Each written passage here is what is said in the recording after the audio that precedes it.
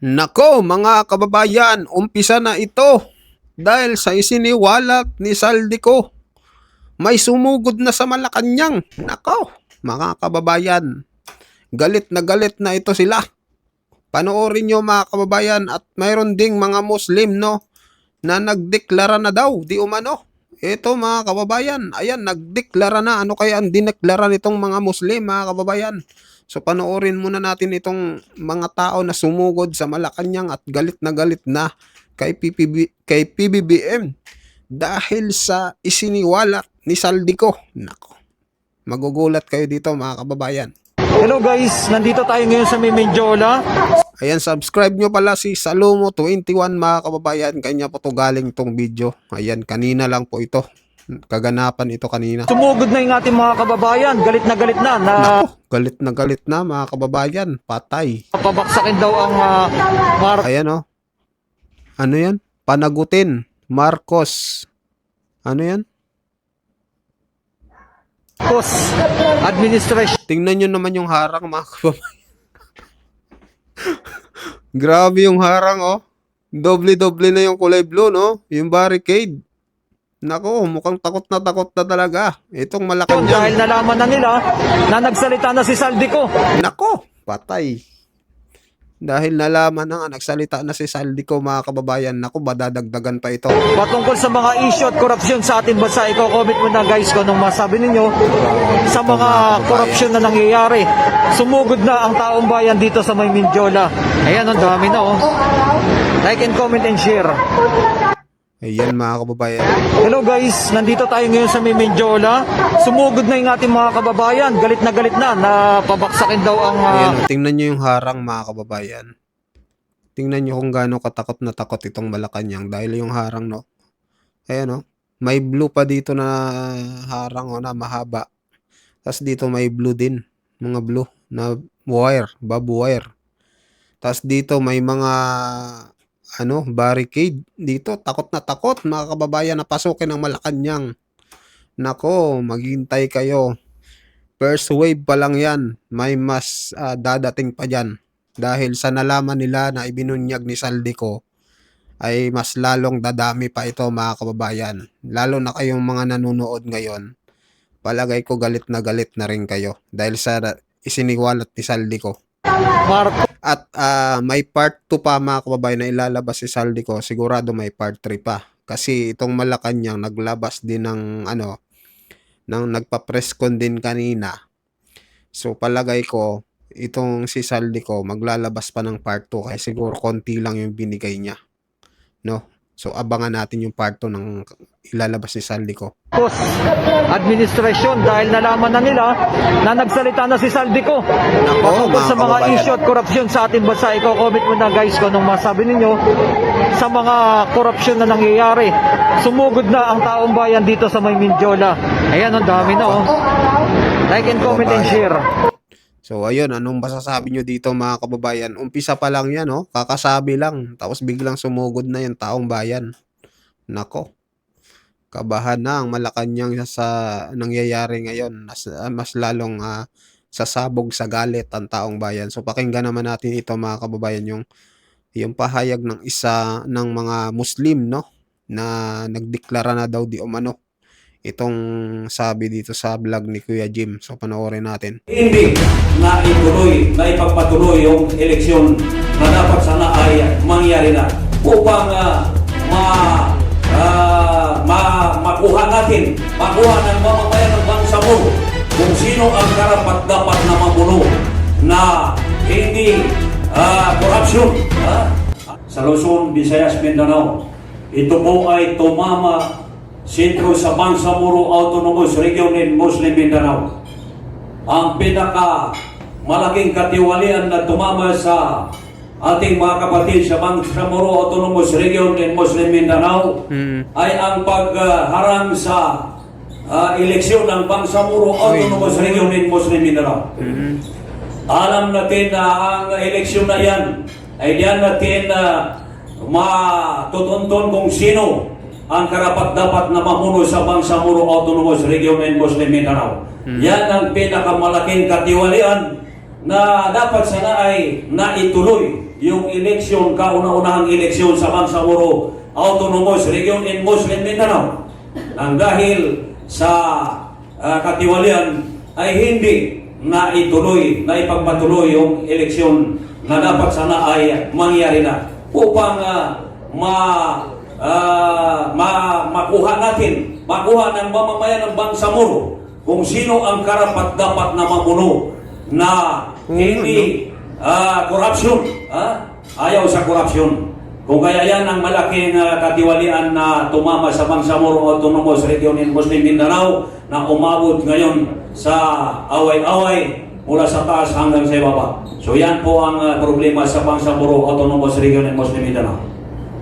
Maraming salamat po. Any statement po, ma'am? Yes, good morning again.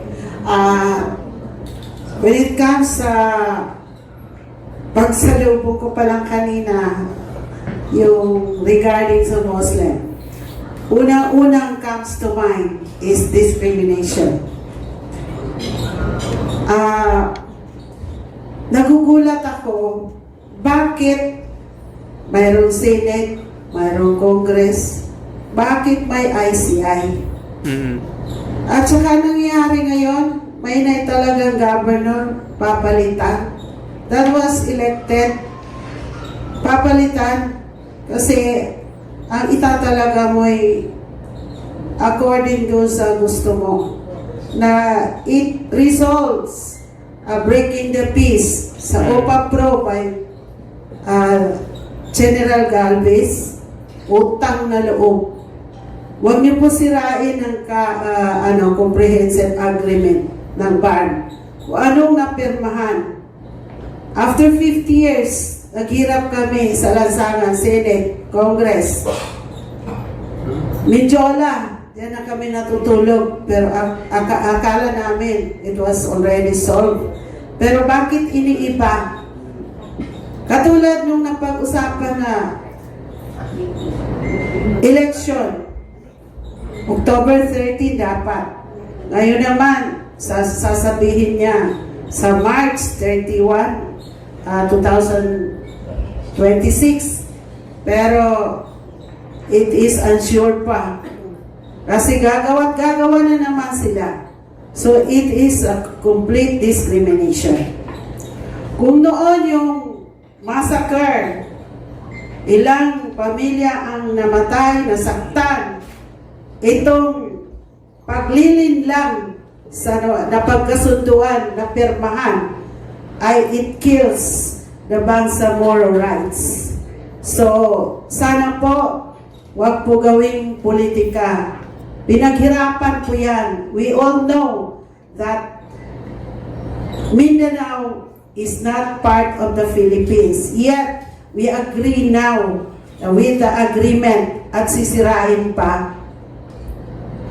So yun po, ang masakit sa amin, yung discrimination.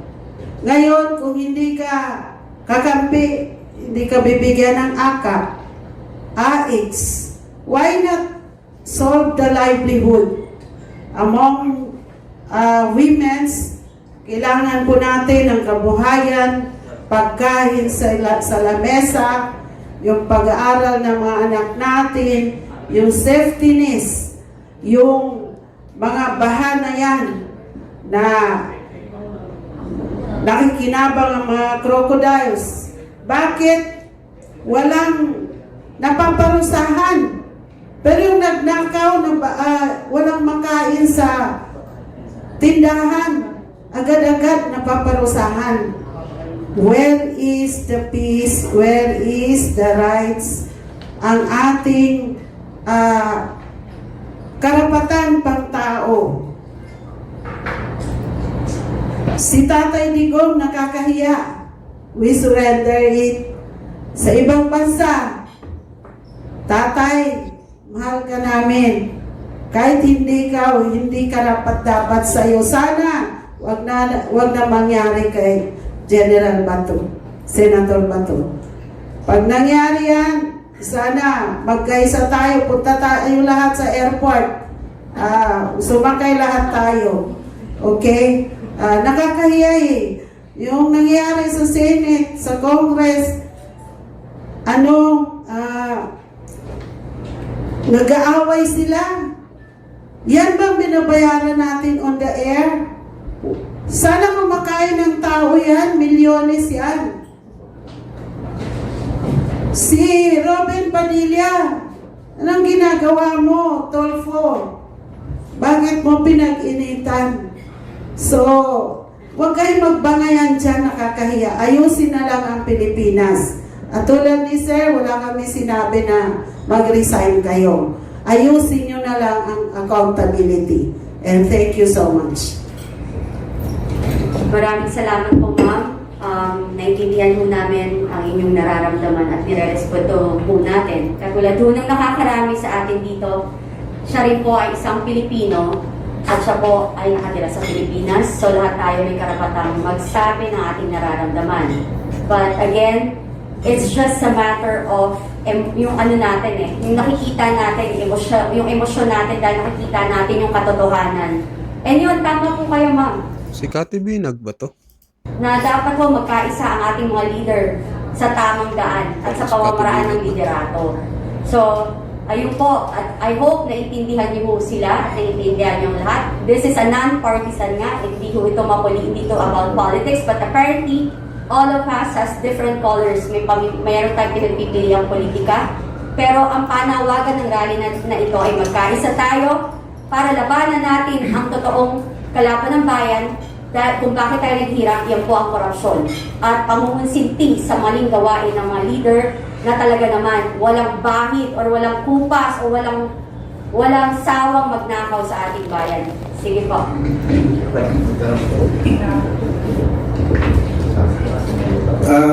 Magandang umaga po sa ating lahat. Kami po ng mga kababayan nyo sa Bangsamoro Autonomous Region in Muslim Mindanao, dali pa po kami Mindanao, ay nakikiisa sa gaganaping mapayapang pagtitipon po. Alam nyo, sobra na po talaga ang nangyayaring corruption sa ating bansa. Hindi na po ito lingid sa kaalaman ng lahat. Kaya kasama nyo kami sa panawagan na mahinto at mapanagot ang lahat po ng may kagagawan ng mga ito. Mula baba hanggang sa taas. Maraming salamat po. Statement from the spokesperson of BPI. Meron nga, babasahin ko lang ito, no?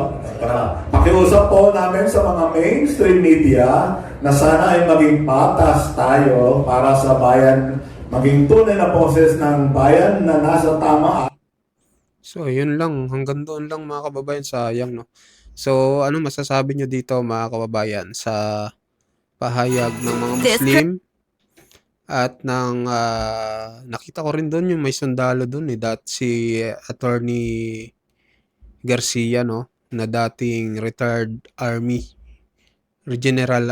General Army mga kababayan. At ayun masasabi nyo doon sa pahayag nila na talaga namang grabe na ngayon, sobra-sobra na talaga. At ano rin masasabi nyo dito sa pagsugod ng mga taong bayan sa Malacanang. So mag-comment kayo, mag-like at mag-subscribe. So sa mga bagong pasok pa, subscribe ng ating channel. Maraming salamat po mga kababayan.